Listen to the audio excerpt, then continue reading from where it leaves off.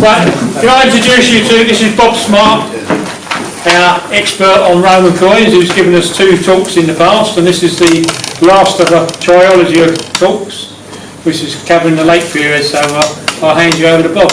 Right, okay, right. So I'm talking today, basically said carry on, same format as before, which is I'll just stand here and talk about the coins.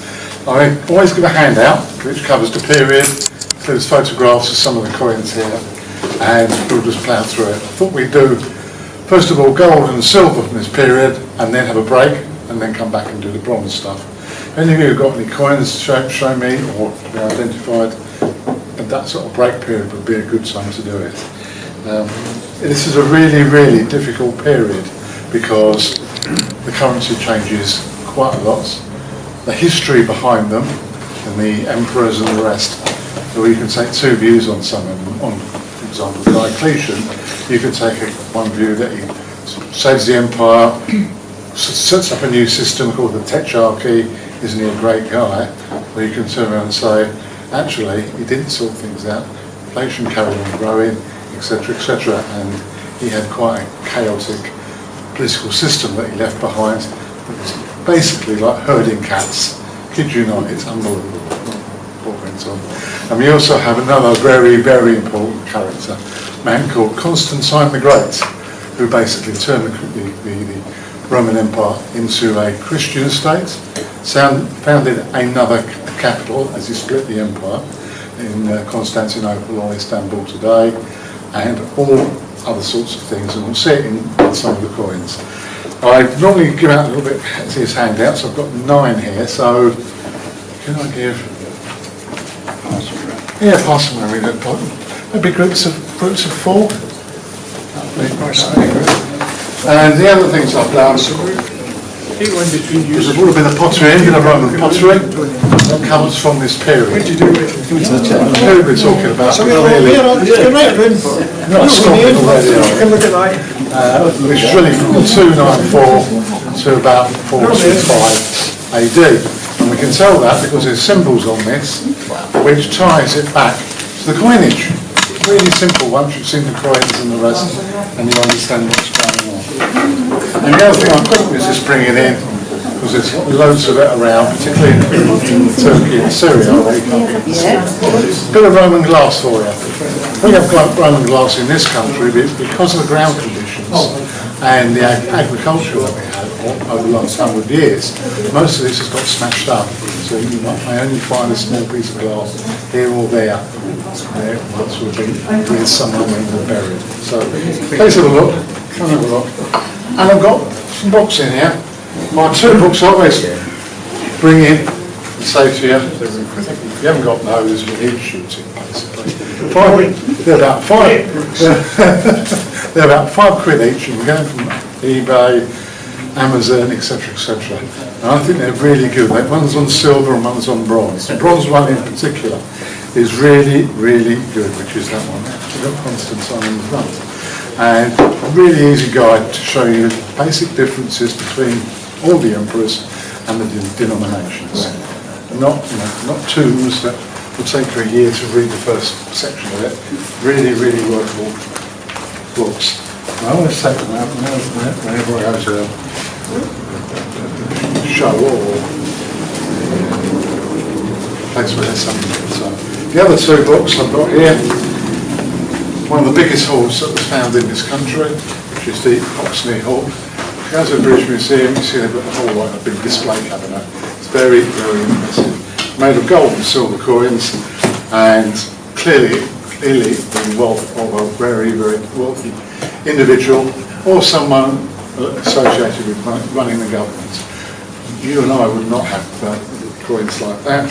And when you see that picture of the golds and the silvers, that just gives you an idea of wealth. You wouldn't have a gold coin and go and buy a load of bread in the local shop. They wouldn't like you on that because it's an awful lot of money. How are those coins that are there? Anyone got any idea which sort of coin there is not the most valuable?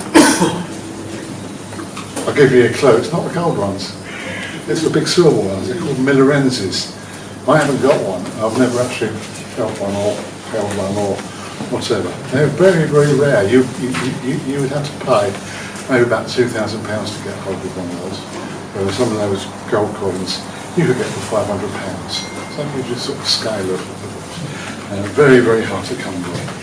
I'm also going to talk about, so I put those on there, and that's on the hoard as well in a lot more detail. So you can get that. And this is a book I also like. I'm going to talk about Diocletian, and a lot of the stories about Diocletian come from the Victorian period, really. Get it wrong.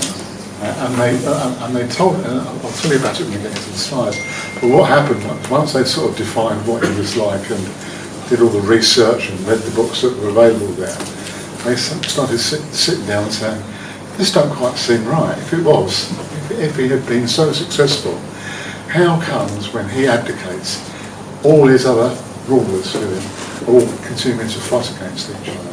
How comes if he sorted out the currency, there's still inflation taking place? So there's quite sort of two sides of looking at Diocletian, but we'll kick off on the presentation. Everyone okay with that? Mm-hmm. Yeah, okay.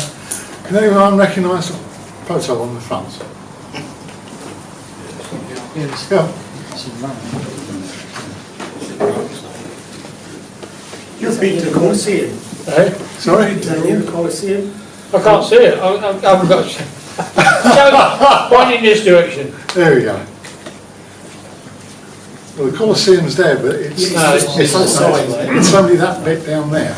It's next to the Colosseum. It's one next door, isn't it? It was built for one of the men I've spoken about, Constantine the Great. It's Constantine's Arch. And on the hill is one of the big temples, built by one of his rivals that was there. One reason why I've got that there is because in some ways it reflects this period, because what you see today is not what it looked like during Constantine's day. Because it sits out in the glorious Italian sun, all the colouring that was on many of the statues, and in particular the stone that was used. The stone was used of different marble, red marble, green, the works, and they've just basically faded away.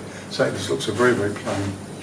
And actually, at its time, it was very, very striking as a feature for everyone to see. And that was one of the things about the Romans.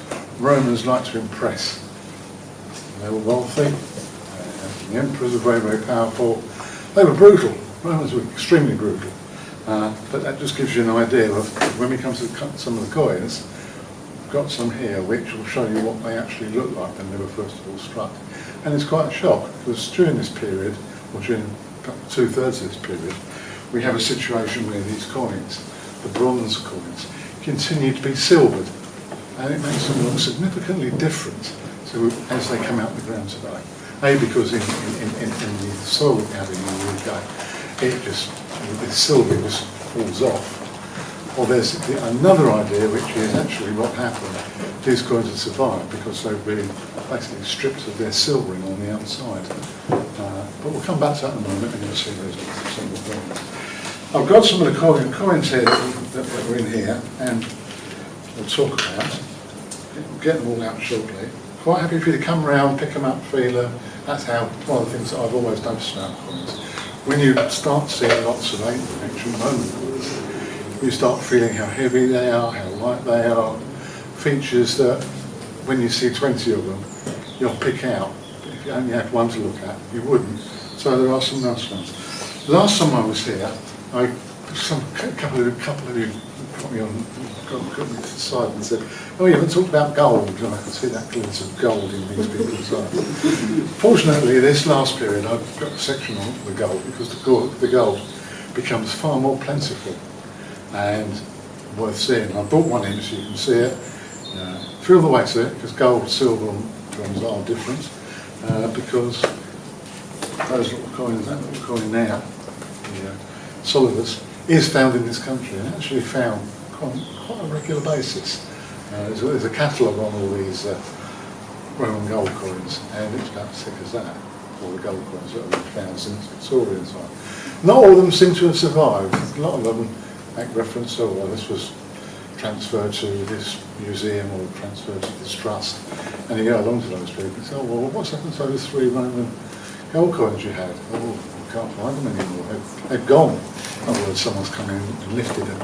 And that's one of the downsides about putting things into museums sometimes. They do get taken away. So, but anyway, that's the thing. Right, first page. Cultural Constantine. As you can see on that, it's still all about money. One of the things about the talks I've given here have been coinage reflects what's going on in the economy. And from it, you can see how much of a problem they're having or difficulties with paying foreign powers, associated treaties, giving money to the army, very important, don't upset the army, and also for paying for the civil servants. By this period, 294, at the end of the 3rd century, the Roman army has got bigger, it's getting bigger, and it grows bigger. And during its earlier days of the empire, the overall army had about 250,000 men. Professional men. These were not, volunteers who came out on the weekend and ran around the place. And these were professionally paid soldiers. And that number carries on increasing. And so when we get to the beginning of this period, we're up to about 350, 400,000 soldiers. Now that's a tremendous, and they were paid when they did their 20-year service. They were paid off with a big pile of big silver bullion bar, big as that, and coinage as well. That is an awful lot of dosh going out of your treasury. That's one of the reasons why the Romans had such a sophisticated money system, was to collect money back in taxes to then give it back. During this period, they're having problems. They were having problems at the end of the last talk ago. They had problems paying everyone, really during the period 260 to 275, which is not a very long period, but the currency just collapsed. The silver currency just collapsed, it became debased, and became, in the end, a bronze coin with a silver wash, and that was it. And you can imagine that the army weren't very pleased about that, and that may be part of the reason why this period, that period, and that beginning of this period has so much and have trouble with the army, because they just basically wanted to pay what was due. They were due to be given. And with inflation going up, you'd want more money for doing your service. So this is a period that reflects the money situation, maybe more than some of the earlier periods, but it is one of the most difficult because we just don't have adequate sources from those periods to tell us one of these equals two of these, or you can go and buy a loaf of bread for this, or you can build that building for so and so. All that goes, and one of the things that I find really weird is that if ever you hear someone talking about this particular period, what do they call it? Oh, it's called the Tetrarchy. Anyone heard of the Tetrarchy? No, that was the name. It was never there during the Roman period. It was invented and created in Germany in the 1880s. It's Byzantine. Heard Byzantine? Byzantine. Never used in the ancient world. It was another one that came out of the sort of Victorian, Prussian German state. It's a way of tidying it all up. Even the coins that we've got here, we know the names of a couple. We know the name of the gold coin, but the other coins, great arguments about what they're called. The silver coin we've got a number of silver coins here. They're often called siliquas or argentus in catalogues. We just do not know what they were called. So who knows? So that's a period where we have real problems about terminology, the individuals, etc., etc. So it's very easy, and historians are very good at doing this, is spinning things around to what they want to achieve. Oh, Constantine wasn't a very nice man. He basically killed his eldest son. Oh, that was not very nice. He was not. You wouldn't want to bump into him in a dark alley at night. So and then you get other ones in there. Later on, called Theodosius. He's called Theodosius the Great. Now, why is he called the Great? It could be because he was responsible for the extension of Christianity across the Roman Empire. It may be he was also a really good general and basically beat anyone he got onto the battlefield, including one big battle, the Battle of Frigidus, which lasted 2 days. Imagine being on the battlefield, fighting in an army of 80,000 men, fighting against another 80,000 men. And as it gets to date, as the sun goes down and it gets darker on the first day, you're all told, back to your barracks for a moment, or come back tomorrow and start your battle. So there are these issues that we don't fully understand. It's not unusual in history, because if any of you read history books or you talk about individual events that take place, we have problems with so many things. One of my heroes is a man called Alexander the Great, and you'd have thought everything had been written about him, etc., etc. We still don't know how he won the first battle when he fought against the Persians, Battle of Granicus, because there were two eyewitness accounts, and they're both totally different.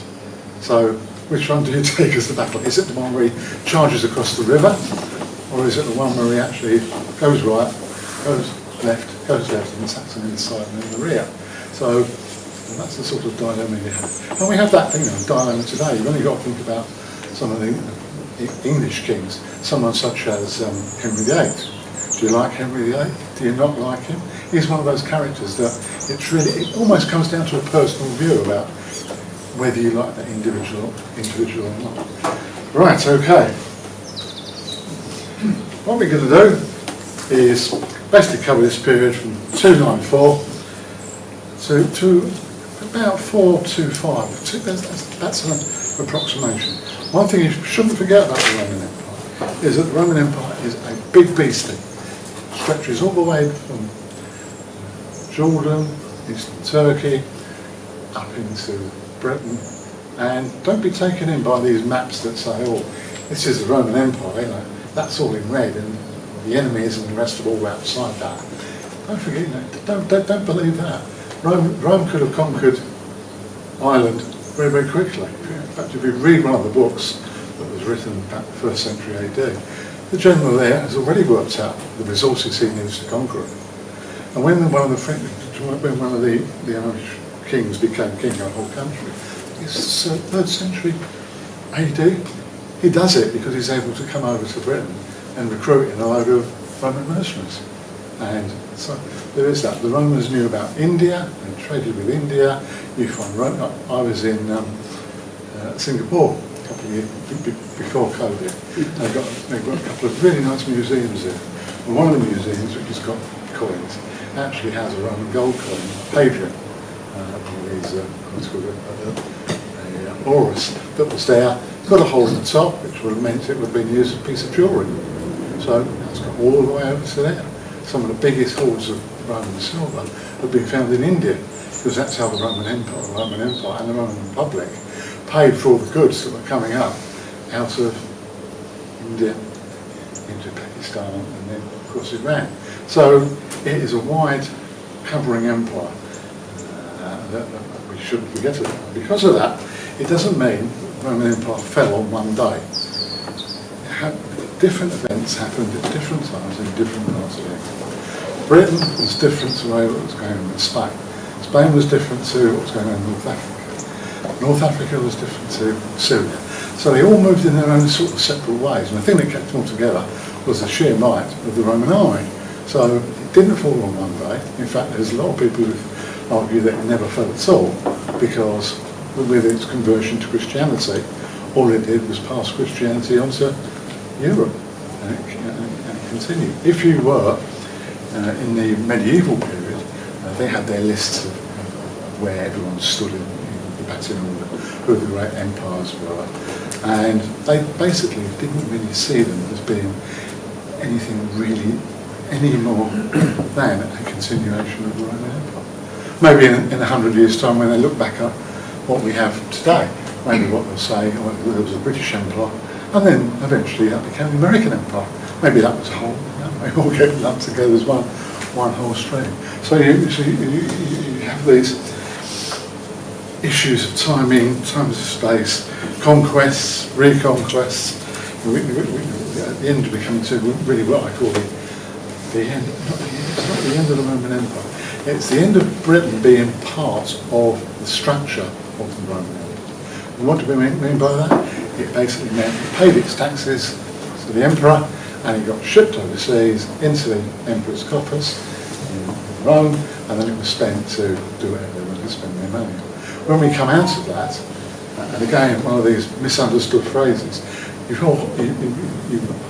hope have all been school and the rest of it been told about when Britain left the Roman Empire. There's this picture of a Roman soldier shaking hands with Britannia, as if to say, bye-bye, we're off, and the rest of it. What a load of cobblers that is. If you think that Britain by then was part of the Roman Empire for 300 years, yeah, something like that. But because of the tax system, they were all Romans. So the Romans didn't leave Britain. They were part of that empire. And all that happened was they didn't pay any more money to the Roman Empire. Roman troops were still coming over into this country for work they had to do when there was trouble with raids or whatever. But they weren't part of the formal Roman Empire. So just be careful. It was just something that evolved, and before too far seems to be quite a good time for doing that. Right. Okay. So Constantine and Diocletian. Now Constantine, I just can't understand the bloke. There's loads of books being written on him, but because of the books that survived from him were written by his own sort of author. Let's put it that way. Everything is written in such a careful, Christian-based way that the Lord came down from heaven and defeated everyone, and praise be to Constantine. Well, it wasn't. It just wasn't like that. He was quite a tough man.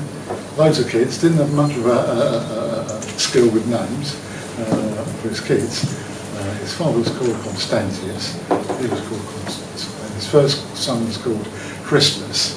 Then his next sons who come along with his second marriage that causes him so much problem, it's unbelievable, are Constantius II, Constantine, Constance. There we are, you've got the full house there. And that doesn't show much originality in there, but he is really, really successful. One of the biggest changes that takes place in this period is under Constantine, is Christianity. He has this moment of magic where he wins the battle outside Rome, has a vision, and from that point onwards, gradually he starts spreading the all of Christianity. It is a strange one, and it's a strange one because the whole of the Roman Empire takes, because of its size, just takes a long, long time for it to get rid of all the heathen beliefs and philosophies and the rest of it. But he's the main man who makes that change, and it results in. Just sort of say, one of the things that I always found when I was younger, and I was looking at all these buildings in Rome and other places. They all come from this earlier pagan background, and you walk around the central part of Rome and you go up to the Roman cities, and you don't seem to notice many other buildings during the Christian period. But you have to look around there because all the churches that were in there all came from Constantine's period.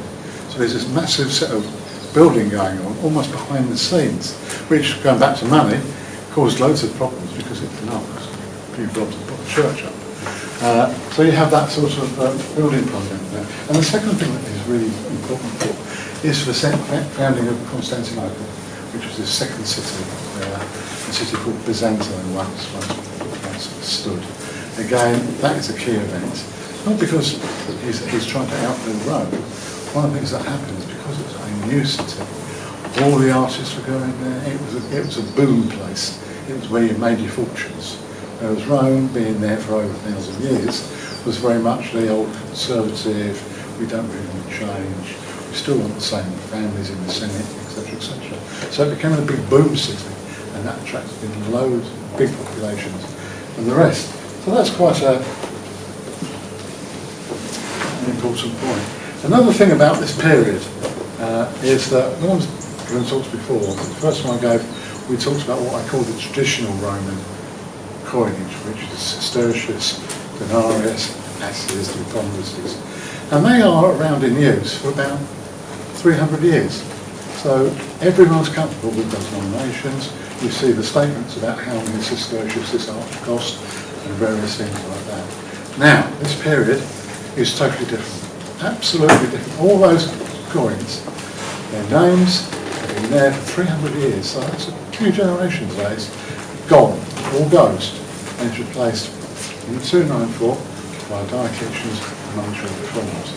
And they are quite significantly different, although Diocletian still links them back to the same units, like 10 of these units, 1 of these, 20 of that. He still tried to keep that tradition. But that just fell apart very, very quickly. So this different coinage is fundamentally different. So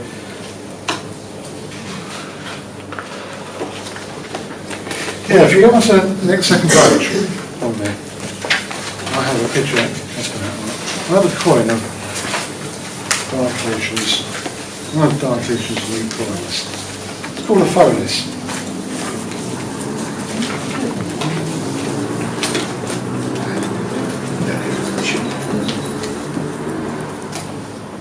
It's the size of that. Nowhere as big as a Theodosius. Theodosius are the big boys from that previous period. Again, I'll leave these out so people can come and have a look at them. And what I'm trying to do on that diagram is to just show you some of the things that change. Now, first of all, Diocletian gets the Roman state into a stable situation, gets into a successful war situation with the Persians on the frontiers. So that's it, that's his time. He's cleared everything, everyone's hunky-dory. I'll change the currency to make it even more controlled. And what I'll do is that I'll bring my new coinage in. It'll replace all the Roman provincial coinage being struck in the eastern part of the Roman Empire. And it'll just be different. This is the new coinage. And if you look at it on here, first of all you can see the silvered, which you see that one there. Yeah. And there are other things that are put on these coins that you've never had before. First of all, there's a massive expansion of mints. Diocletian really started under Gallienus, but he takes it to its limit. He has loads of things. Every little place seems to have its big imperial mint range. If you look at the one in the middle, it's no longer one of these brutal looking emperors. It's actually looking at you straight in the eye. The same on the gold coins in the previous picture. You have the portraiture changing. It may well be being influenced by the Persian Empire. The Persian Empire starts having cranky faces. So that may well be part of that. But again, with that sort of change, over we're talking about, so that one's about 60 years. That sort of change in currency, again, must have had a massive effect on middle classes, people working in the field who pay money for their services, because it's just on a downward spiral all the way down.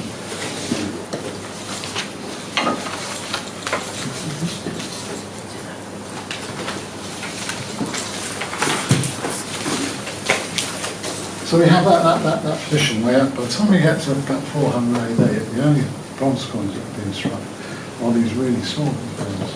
Now, you find that in large Constantinople. But down at Richborough a few years ago, when we were clearing out one of the rooms there, they came across boxes of these small coins that were just left there. And whether that means no one ever got to circulate them, or had they got them to actually circulate everyone the same box, which now. It's confetti money, isn't it? People are bothering about. So, quite a fundamental change. And really what happens is that bronze money, currency, stops really from that particular point. There's a few silver issues coming on later on, but it's the bronze coinage that is viewed as not being worth money. They're often thrown as confetti money. That's one of those you find some of these in size. And names that you may well be digging in, because it didn't matter. Just like we had in this country had a similar problem not so long ago when the new decimal currency was issued, and we have penny conventions about the size of it, and then you have a half penny. Well, the mint every year are having to produce millions more of these coins because they're just disappearing out of circulation. People have set the machine in the car park. Penny will fall out mid-sale. Problem about it, is it?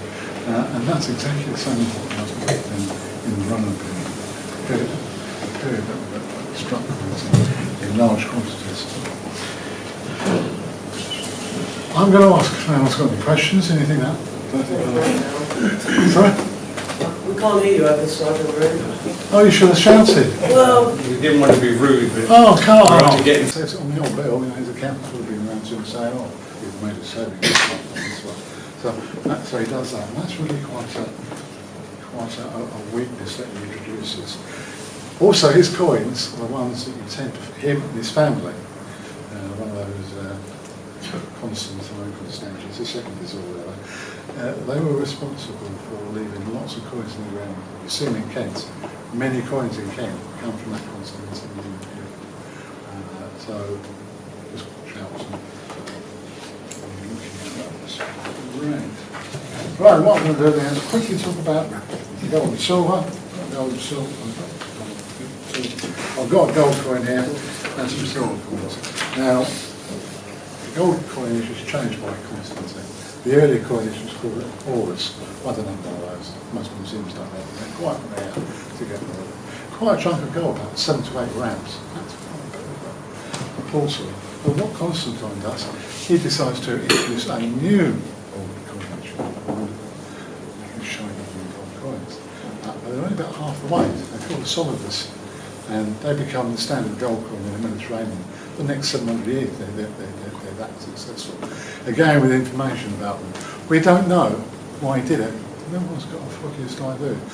My only guess at that would be, if you've got a coin that's worth 4 grams and it was previously 7 to 8 grams, you know all those old coins there and the heavy ones, you'll get more gold coins out of it. So instead of giving the local provincial leader 100, he'd be getting 200. Now he knew it was a lighter weight, because gold is quite heavy, but it actually allows him to have more money to play with. Now that is really important because the Romans start losing battles against the Persians. Some of the amounts of money they had to give to the Persians, massive, absolutely massive. So that may well have helped them doing that. He also during that period, one of the things that happened, just mentioned a while ago, is that the provincial coinage disappears. It's stopped. Now you imagine if you were someone that lived in Roman Greek cities in the eastern part of the Roman Empire, where suddenly this coinage, which has been minted for like 500 years, perhaps with Greek period, is suddenly, sorry, that's it, it's gone, no longer legal currency. Imagine a disruption that would have caused for the individuals, in particular the middle classes, who just had bags of these currencies that were worthless. And the thing that also has to be borne in mind, often forgotten about, is that Diocletian and his leaders, and then later on the other emperors, had also to make sure that there was enough of that new coinage for people to have coinage to spend. So there's a big logistics argument, and we have no one writing. There's no one written anything that survived from that period, which has said this caused tremendous problems for us. This caused problems with buying oxen. You imagine if you were going to buy, you're a farmer, you're going to buy a couple of oxen to basically do up your farm. Imagine how that would have felt if suddenly you're almost there, you've almost got enough money to pay for a new ox, and suddenly the emperor's changed all the currency.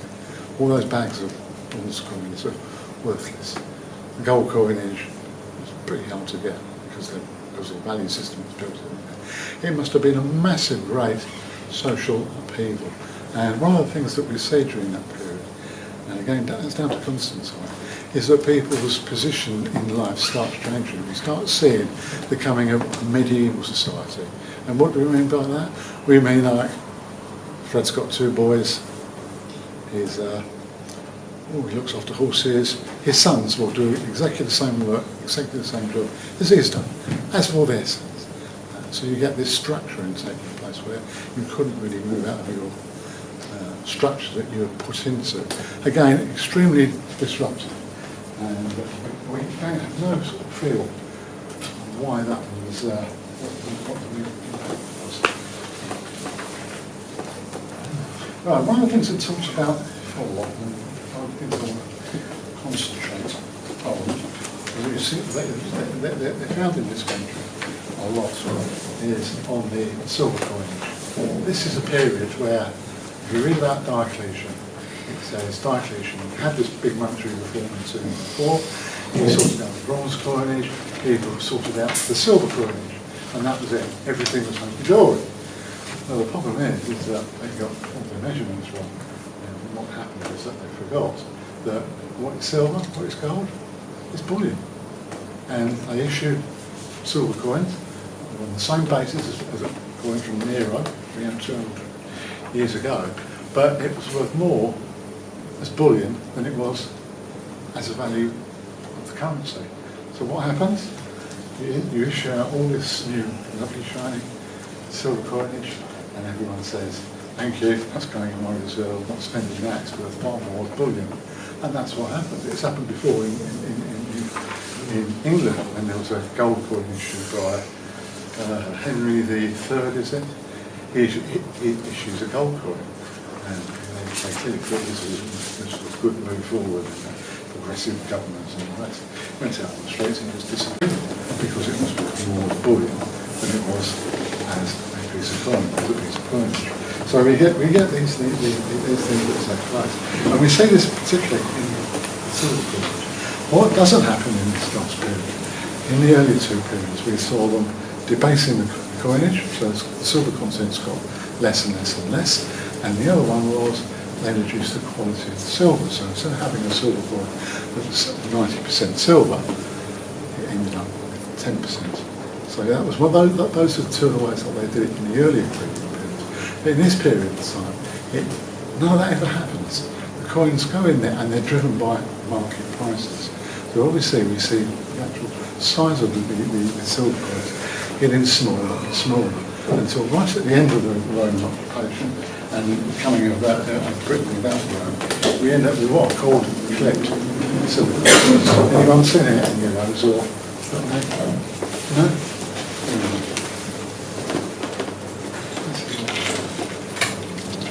Been a coin under silver under Constantinople, and that's how it would have ended up 50 years later.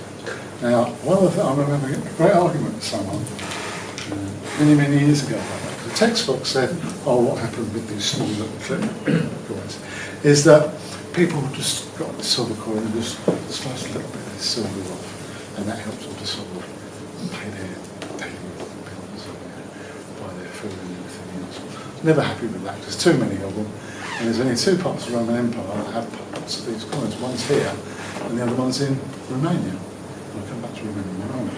But and what's being agreed now, it's in the big thick book there, is that because bullion was increasing, silver bullion was increasing in value, they decided to basically not leave these overvalued coins out.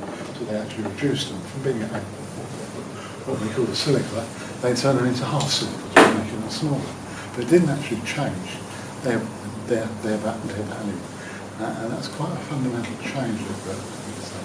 Now, I never believed it was down to someone coming along and just starting to go, because the Romans didn't let you do that. In the same way as today, you can't deface a British coin. If you deface the Queen, oh my God, you've been in the White Tower and the Tower of London straight away.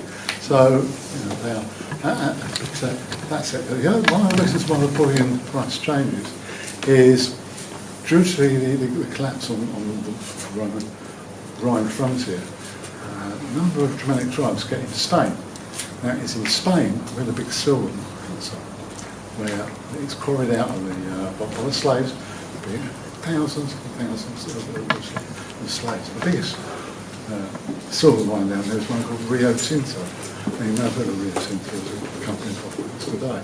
And from suddenly having loads of silver coming out of the ground, being knocked into shape and it went, it just stopped, it was closed. The Germanic tribes that came through didn't like the idea of slaves, because a lot of them were their mates and family members and the rest. And that was it. From that moment onwards, the silver supply was almost dried up. It actually didn't continue until maybe about 8th or 9th century. So there's a general shortage of silver that takes place.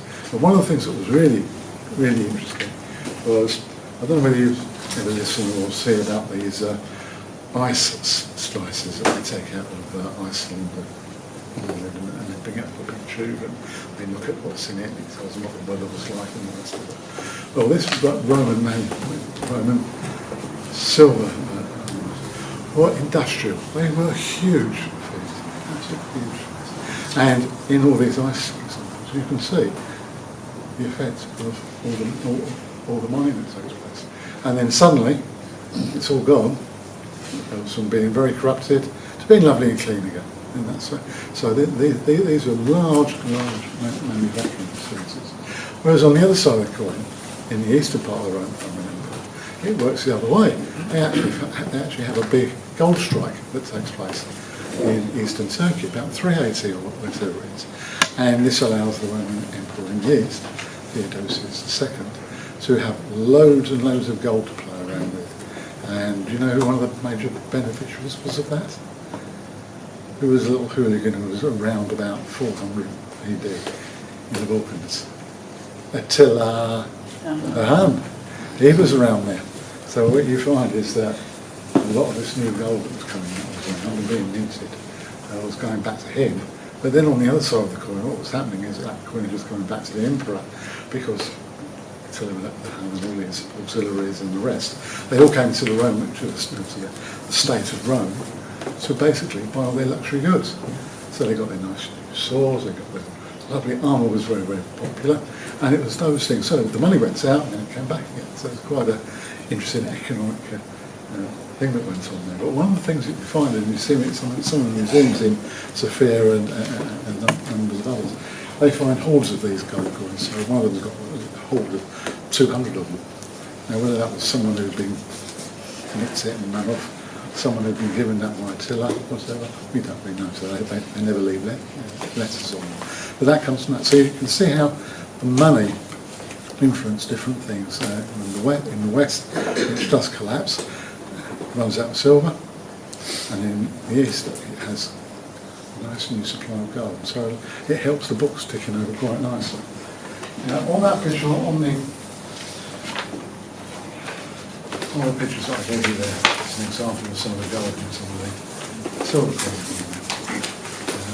The top one's basically structure in Constantinople the Great, and it's almost war money.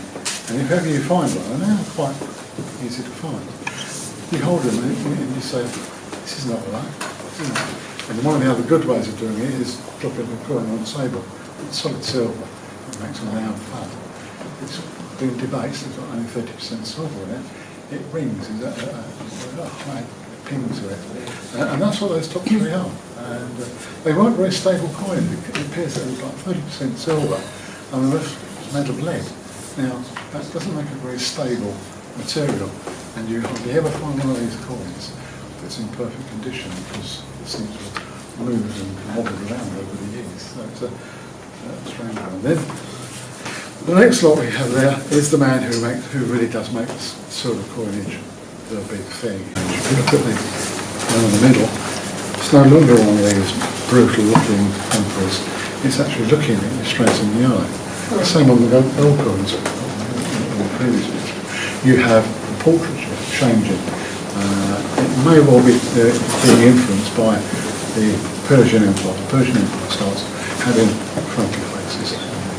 That may well be part of that. But again, with that sort of change, we're talking about, so that one's about 60 years.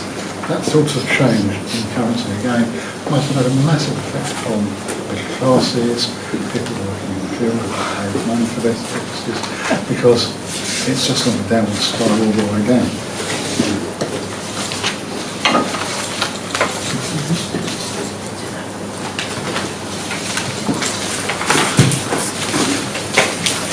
So we have that position where, by the time we get to about 400 AD, the only bronze coins that have been struck are these really small coins.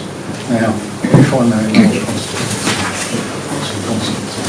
But down at Richborough a few years ago, when we were clearing out one of the rooms there, they came across boxes of these small coins that were just left there. And whether that means no one ever got to circulate them, or had they got them to actually circulate them in the same box, which now it's confetti money, isn't it? People are bothering about. So, quite a fundamental change. And really what happens is that the bronze money currency stops really from that particular point. There's a few silver issues coming on later on, but it's the bronze coin which is viewed as not being worth money. Often thrown as confetti money. That's one of those as well. You find so many of these